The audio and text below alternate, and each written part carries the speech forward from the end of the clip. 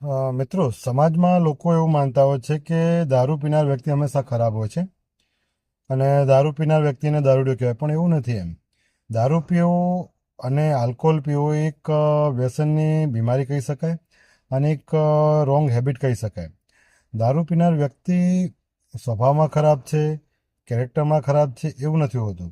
હા, એ વસ્તુ હકીકત છે કે આલ્કોહોલ પીધા પછી મોટાભાગના કિસ્સામાં લોકો પોતાના મન પર કંટ્રોલ કરી નથી શકતા, કેમ કે વ્યસનની અસર એવી રહેતી હોય છે, કોઈ પણ વ્યસનની, ફક્ત દારૂની નહીં, જેના કારણે વર્તનવાણી અને ડિસિઝન લેવામાં તકલીફો ઊભી થતી હોય, વર્તનવાણીને કંટ્રોલ કરવામાં તકલીફ પડતી હોય છે.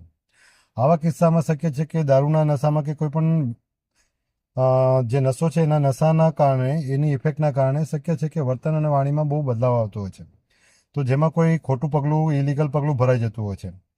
ક્યારેક ક્યારેક રેર કન્ડિશનમાં એવું થતું હોય છે કે 7 થી 8% કિસ્સામાંથી કે 14%, 7 થી 14%ના કિસ્સામાં કે જે વ્યક્તિ વ્યક્તિગત ઉછેર ઘટનાઓ અને ટ્રોમા એટલે કે આઘાતવાળી ઘટનાઓના કારણે સમાજમાં, ઘરમાં કે કુટુંબમાં, કે એકલતાના કારણે, કે આપણે કહી શકાય કે એબન્ડન એટલે તોછડાઈ ભર્યા વર્તનના કારણે જે ખરાબ અનુભવ થતા છે, એવા વર્તનના કારણે ક્યારેક તકલીફો થતી હોય છે.